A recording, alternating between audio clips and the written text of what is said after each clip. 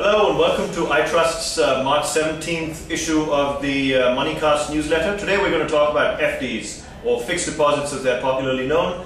They're very popular investment instruments in India, but are they the best thing for you? Let's start off by asking ourselves the question, what is an FD? An FD, simply put, is an investment option whereby you can put a lump sum of money for a fixed period of time to earn a fixed rate of return. Simple to understand, and that's the beauty of an FD. These are very, very simple instruments. They give you a guaranteed return, independent of whether the interest rates end up going up or down. During the tenure of your FD, you're going to earn the same flat rate of return, and that's the predictability that many of us like to put our money in FDs for. There are two different types of FDs. The first kind are those raised by banks or non-banking finance companies.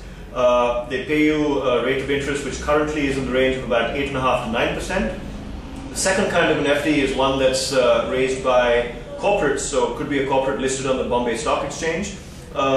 They typically pay a higher rate of interest by about up to 0.5% to 1%, but they also carry a lot higher risk. So be sure of whether you are capable of taking that risk or not. Let's quickly understand what some of the advantages of investing your money in an FD is. First of all, is the predictability and security of getting that return over a period of time. You have the ability to invest in an FD either for 6 months or up to maybe even 5 years or 10 years. So you can choose the maturity, and you can choose the payout ratio as well of how frequently you want the interest income to accrue to you on a monthly or a quarterly or an annual basis. The second great advantage of an FD is that you can take a loan against that. Close to 85% of the value of your FD can be given to you as a loan. One of the advantages that I really like in an FD is that it's a very low maintenance product. You don't need to monitor it on a daily basis, just the way you monitor your stock portfolio, your mutual fund portfolio. It doesn't need maintenance like real estate. So those are some of the advantages. Let's go over some of the disadvantages as well. First of all, you're going to have to lock up your money for the period of time, and if you need access to that money, you're going to have to break your FD, and that means you'll have to pay a penalty. A lot of people don't like that. The second disadvantage is that these are, because they're low risk, they're also very low return financial instruments. You're not going to get rich by investing money in an FD. The third disadvantage is that as far as tax treatment goes, these aren't as advantageous as some other instruments like equity or mutual funds. Let's discuss the tax treatment of FDs for a second. Any interest income that you're earning on your FD is going to be taxable in your hands at your marginal rate of interest. So if you're paying marginal rate of tax, if you're paying taxes of about 30%, you'll have to pay interest. The taxes in your interest income will also be close to 30%.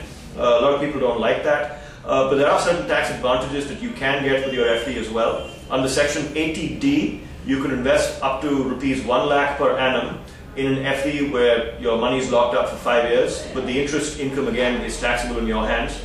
There will also be a tax deduction at source if the interest income that you earn is greater than 10,000 rupees per annum at any particular branch. So that's the tax treatment. Who are FDs most useful for? Clearly, people who want a lot of security, predictability, and guarantees. Typically, it would be old people or people who need money for a certain goal and don't want to lose out on that money. You can park your money in an FD. Or if you're in a very low inflation environment and you want predictable returns, you might want to put your money into an FD. So before I leave you on the topic of FDs, I just want to quickly go over 5 important things for you to remember on FDs, and I'm going to consult my sheet of paper over here.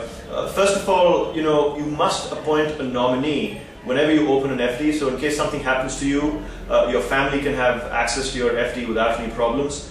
The second thing is that corporate FDs, as I said a moment ago, are riskier, so ensure that if you are going for higher returns of a corporate FD, that corporation has the ability to pay your money back whenever they promise to pay you back.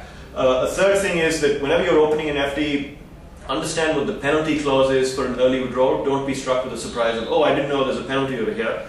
The fourth thing is avoid FDs in times of high inflation because you're going to lose the purchasing power of your money, or the value of your money will go down over a period of time.